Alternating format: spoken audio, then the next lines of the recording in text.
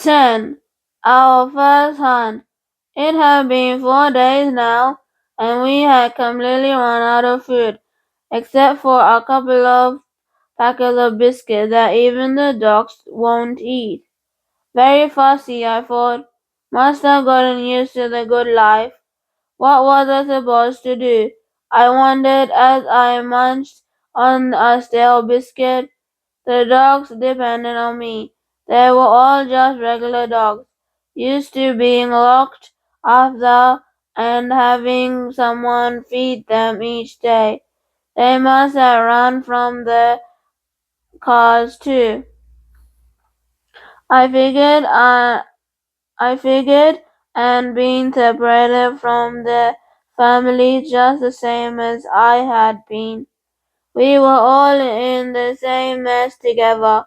Suddenly Noisy started barking loudly. What's up, Noisy? He ran towards some bushes. Zip followed after him, both of them yapping. I realized they were chasing something, a brown-gray creature darting along the ground, zigzagging through the grass. A lizard! Soon, uh, soon all the dogs were chasing after it. Even even Bruce lumbered along, taking his time to build speed until he was bounding powerfully.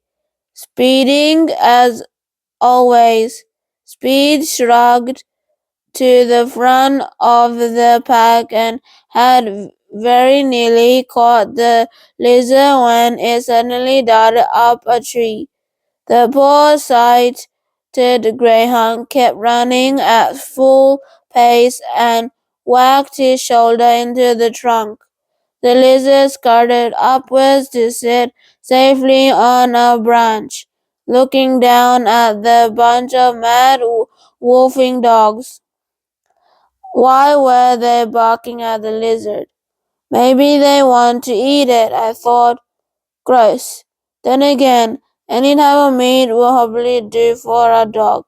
I'd seen Molly eat flies. Alright then, if this is the only way I can feed you, so be it. These dogs had saved my life, so now it was my turn to look after them. Don't worry, I am going to get you guys some food, I told the dogs. I picked up a rock and threw it at the lizard, but I missed by a long shot. The reptile simply crushed higher up the tree and disappeared out of sight.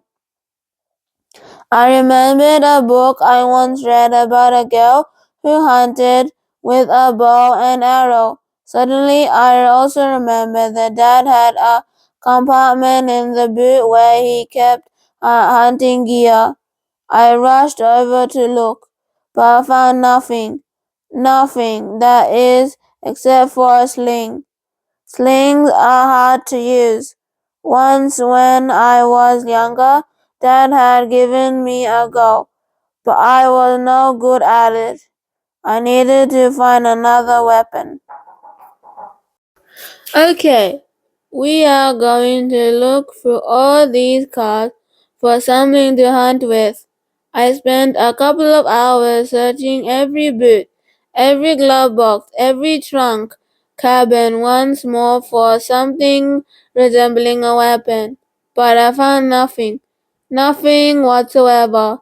So I went back to the sling. My father's sling. He didn't use it much, but he said it was worth keeping because you didn't need to go to a shop to get bullets or arrows for it. All you needed were a few good rocks. I'd seen him use it plenty of times, and he was really good at it. There was a leather pad you could put the rocks in, attached to leather lengths of cord. One ended in a loop which went around your wrist, and the other with a flat tab that you held in your fingers. The idea is you put a rock in the pouch and then swing the sling around until you are ready to let go of the tab and send the rock flying. I knew it was a tricky thing to get the hang of, but I had no choice.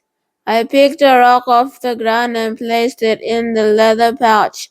I aimed at the tree stump nearby and started swinging the sling around. When I thought the time was right, I let go of the tab. Pow! The rock shot straight down onto the ground in front of me, sending up a puff of dust and barely missing Zip, who tilted his head at me quizzically. What's happening? Sorry, Zip. Wow, at least it was powerful. I picked up another rock and tried to remember how Dad used it. He would swing it around again and again until he felt sure he had lined up the shot. Pow! The rock zinged just past the tree stump. The dog barked in excitement. You can do it! I missed, but not by much. I began to hope that this powerful sling was going to get us some food. With a bit of practice, I picked up a handful of rocks and tried again and again and again. Miss, miss, hit, miss. I moved back further and practiced some more. I also worked out that a certain size of stone was best. Too light was hard to aim, but too heavy wouldn't travel as far. Then I picked up a bunch of smaller stones, as I had seen my father do, and put all of them into the pouch. I swung the pouch and pow! The smaller stones didn't hit as hard, but they sprayed out and covered a big area. I set about collecting big stones and small stones. A few hours later, I made 5 hits in a row. The old tree stump was dented all over and had lost several large chunks of bark. I not only improved my aim, but also the strength of the shot. I was no expert yet, of course, but I was feeling much more confident. Okay, doggies, let's go! We ran back into the forest. Suddenly we all felt energized. There was a crackling in the air as we embarked on our first hunt. Tiny Raider ears swiveling suddenly, and he took off after a dark shape in the undergrowth. What was that? Another lizard? No, it wasn't a lizard, it was a snake. Tiny, come back, it's a snake. I don't care, I'm not scared of anything. I am going to get him. I reached into my pocket and pulled out a stone. I whizzed the sling around and pow! I missed as the snake slithered under a rock overhang. Tiny stood outside it, barking and dancing about. Come on, come out, you cowardly snake! The snake poked his head out from under the rock and hissed at Tiny. Come back now, I called. There was no time. The snake was backed into a corner and strengthening to strike. Threatening to strike. Tiny continued to growl and yelp at the snake, confident he could take it on. I pulled out another stone and took aim at the snake again. Ah, another miss. My rock pinged off the top of the overhang.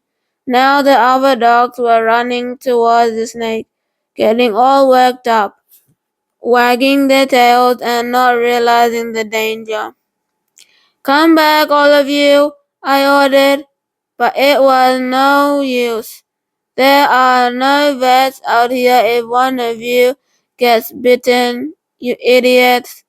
I had one chance left. I grabbed a bunch of smaller stones and loaded up my sling. Come on, Gillen, focus, I told myself.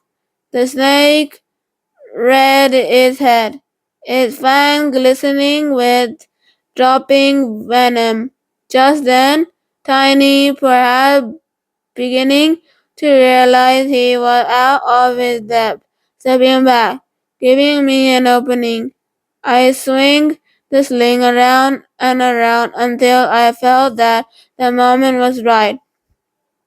I realized the tab and I released the tab and pow! The stone flew through the air and one of them cracked the snake right up on the head. I couldn't believe it. The snake dropped to the ground and lay motionless. My first kill. I was relieved I protected Tiny, but I felt terrible as well. I never killed a creature before. This hunting thing was not going to be easy. The noisy group of dogs barked madly at the snake. Although they still kept their distance, I suppose there's something about snakes. They are scared even when they're dead. Noisy edged closer slowly and picked up the lifeless reptile in his teeth. He dragged it out from underneath the rock and dropped it at my feet. Now that it was stretched out completely, I was surprised by now how big it was. Nearly 5 feet long and as thick as a cucumber. I grabbed it by its cold, silky tail and dragged it back to the road. 11. Dinner. The fire crackled to life. We gathered around, soaking up the warmth. With matches I'd taken from the cars and wood fire collected by the dogs, we built a little fire by the road. I'd cooked sausage and marshmallows on family camping trips, but never a whole animal before. Where should I even begin? Sometimes Dad would catch a fish and put it on a stick to hold over the fire. Then, after a while, he'd lift the skin off and we'd eat the white meat. I tried doing the same with the snake. It had scales, right? So maybe the same method would work. Weirdly, it looked like one long sausage strung up over the flame. Like a sausage, I turned it every now and then to get it cooked evenly on all sides. Eventually, I picked off some of the burnt skin and took a bite. Yuck! It tasted fishy, but not in the good way. The dogs watched on with wide, hungry eyes. I threw him them hunks of snake and dropped the head into the fire to make sure no one ate it, just in case it was poisonous. Looking at the dogs munching away happily at the chunks of cooked snake, I wondered if I'd been too quick to judge. I took another bite to see if I could get used to it. It was still yuck. So I opened a packet of stale biscuits and ate those instead. They were dry and tasteless, but at least they weren't snake flavor. I wondered if I would soon have no choice but to eat whatever we could catch. Snake, lizards, even bugs. I tried not to think about it too much. The dogs, on the other hand, munched away happily until the snake meat was all gone. Then Puppy came over to sit next to me. "Hello, Puppy," I said, as I gave her a scratch behind the ear. She looked up at me with the biggest, cutest eyes, as if to say, "Thank you for feeding us." I smiled and looked around at the rest of the pack. Zip was curled up next to Noisy, who always looked out for his poor-sighted friend. They were very sweet together. Maybe they had even been lost from the same family. Meanwhile, Tiny was sneaking up on a cricket who had no idea what was happening. The Chihuahua had an uncanny ability to move without being heard or even seen. I noticed him several times over the past few days sneaking up and steal a bit of food from the other dog without them even knowing. Sometimes it was useful to be small, it seems. And then there was Bruce, standing away from the group. He was still a bit of an outsider, but at least he hadn't attacked anyone since we had first found him. I hoped I wouldn't regret the decision to let him stay. He seemed a little sad somehow. When I called him over, he was hesitant. But when he finally approached, I gave him a pat and he relaxed, slumping down on his haunches with a grunt. If I made an effort with him, maybe he would finally feel accepted. What an odd bunch, I thought, but they were my odd bunch.